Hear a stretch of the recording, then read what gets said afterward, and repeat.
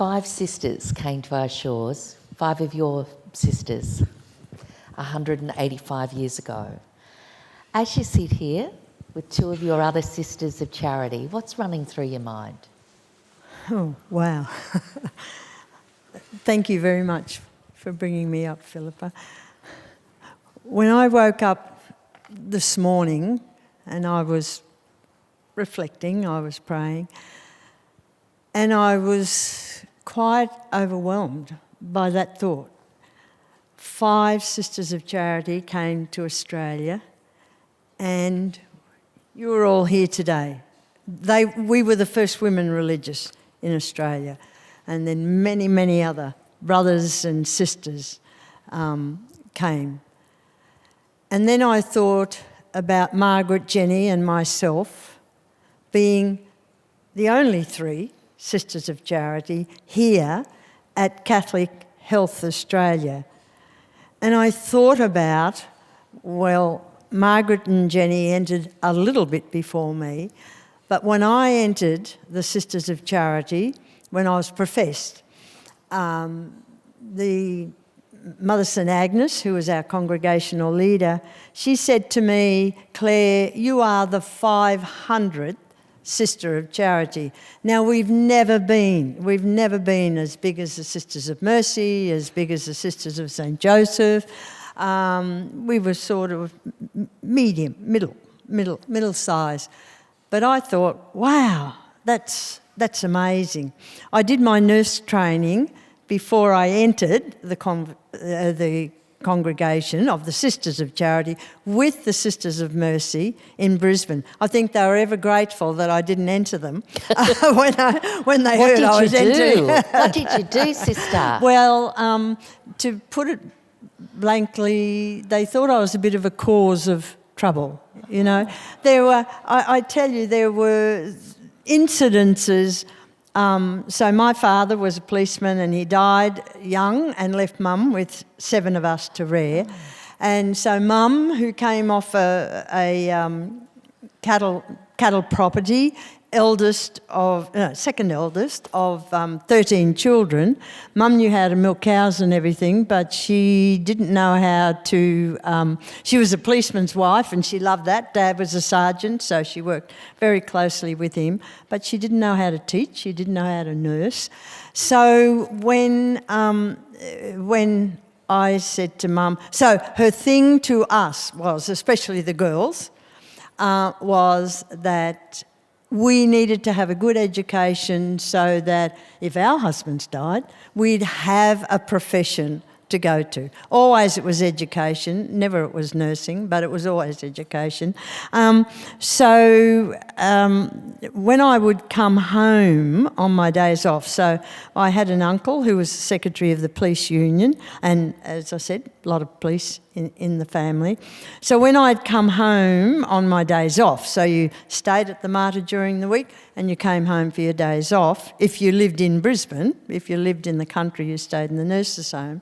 I would share with Mum some incidences that happened. And one was that, as I saw it, a nurse was accused wrongly by a Sister of Mercy she was accused of telling a lie.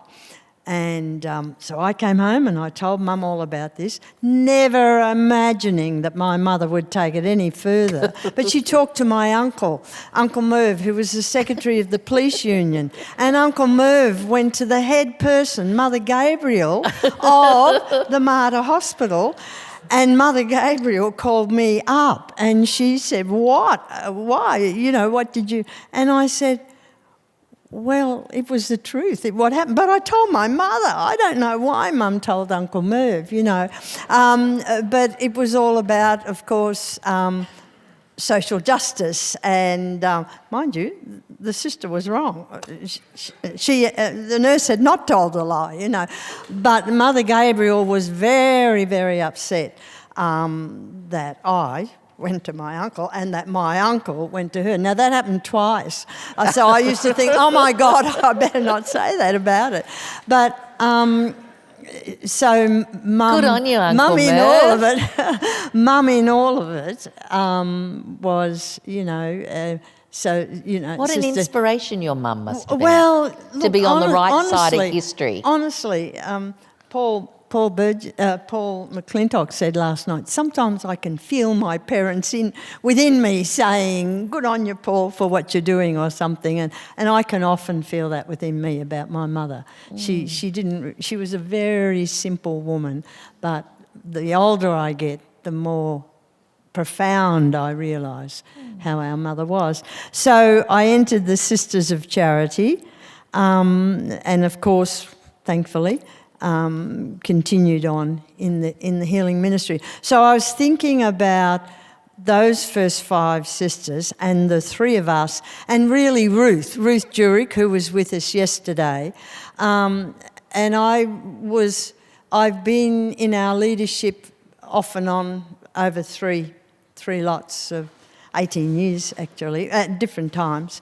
And I was very involved with the first leadership team I went on when Sister Mary Maguire, now I'm talking about what Charles was talking about last night, 40 years ago, when Mary said I was one of the counsellors, we came in on the 8th of December, and Mary said to us, we have to do things differently.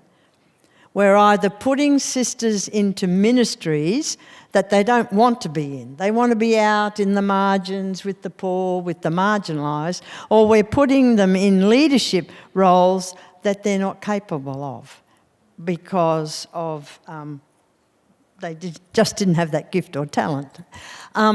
So Mary said, and Clare, I was the only one on the team from health, and Clare, we have to start with health. There's a CEO, Catholic Education Office, behind our sisters who are in education and leadership. However, there was maybe a committee of Catholic health. So we've got to start with health. And so we went on the journey all those years back of companies limited by guarantee, and then the congregation were the members, and we had all these companies and 4 or 5 sisters on the leadership team being the members going absolutely berserk all around Australia. And we knew that wasn't the way forward. So then we built up to the life of a PJP. But over that time, our sisters worried. We had to do it with health, so you can imagine the first leaders were our sister administrators and our directors of nursing, who at that time were still religious women. And, we spoke. We spoke to the sisters in health, and they just said, you've got rocks in your head. Absolutely no one can take our place. You've got rocks in your head. And Mary said, well, we really haven't, and we need to commence along that journey. And, it was I think it was one of the toughest times in my religious life, because the sisters lost confidence in us. They thought we had rocks in our head. And Mary was a primary school teacher, so some of the doctors came down to our congregational offices, and I opened the door and brought them in, and they said, Clare, Sister Mary, congregational leader, she's only primary school teacher. She hasn't got a clue what she's doing in health. And I said, she has. She has got a clue. And it's all about wanting this healing ministry to continue, but we can't continue. So you were future-proofing. We were future-proofing, I was reflecting on that, and I know every other congregation eventually would be going through that. The brothers as well as the sisters. So I thought about conferences, Catholic Health Australia conferences, or whatever we were called then, that we'd come to. What was it like? It was a very different room, wasn't it, sister? Oh, my God. There were... Actually, it was interesting. The nuns were starting to go into simple dress, but the brothers and the priests, they'd wear all their gowns. Why do you think they did that, sister? You tell me. It's still the same today. but I remember the St John of God brother who was the president of Catholic Health Australia, and you know the room was just full of veils and brothers and priests with long habits on, and there may have been. Well, I think about our Ron Spencer, who was our CEO at St Vincent's at the time, and poor old Ron used to come, a good Jewish man, he used to come and sit in the back, right in the back seat, you know. But we started on the journey of answering that call from Vatican II, which we'd been asked to do, that, you know, to involve the laity. We were always, because we were a medium-sized congregation, right from the word go, Mary Aikenhead, our foundress, she always had the laity involved. In fact, I was thinking last night when Charles Curran was given that well-deserved award, our congregation, when we were first set up, Mary Aikenhead, was from a well-off family herself. She wanted to start the congregation of the walking sisters, the sisters outside. 123 religious there were in Ireland at that time, but they were all enclosed, and she wanted us to go out to the poor and the marginalised. And the Archbishop of the time said, well, there's no congregation like that, so you will have to start it. She said, no, I don't want to start one. I'd like to do it as a lay person. And he said, well, you can't.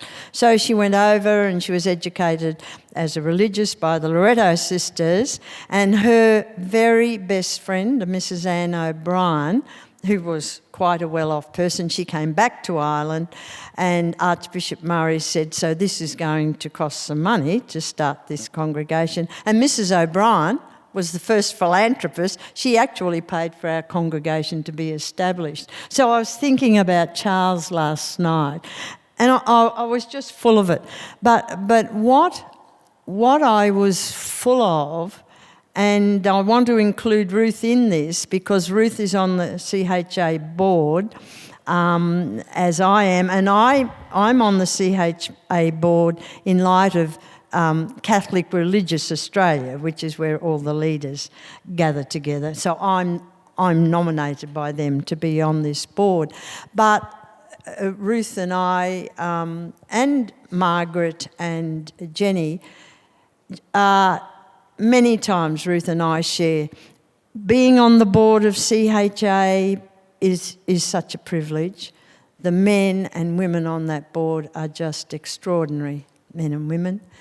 The staff of CHA, from meeting Pat Garcia, the first meeting I came to the staff of today, you know, we've had Pat go, Jason take over. It's all been so seamless, and it's just, they get what they're on about. And then each one of you, the PJPs, the boards, the staff in all of the facilities, those first sisters who said, oh my God, Mary had rocks in her head because no one could take our place. You have taken our place, and our legacy, the legacy of the healing ministry of Christ, could not be more alive, and it's reaching out to the poor, to the marginalised, loving and caring for our aged care, our critical care, and doing so much more than I believe we did. And it's just, I was overwhelmed this morning in prayer, so I thanked God for each one of you. And I said to Margaret and Jenny when they arrived, how are you feeling this morning? Jenny was feeling quite good. She was a great singer with Neil Diamond last night. Margaret said, she was feeling tired, but she said, I wouldn't have missed coming back today because it's just been such a privilege to be here. So I simply say thank you to you all. And Jay, my question, I went to communication yesterday and I thought, thank God I'm not in leadership. How do you offer services with this AI?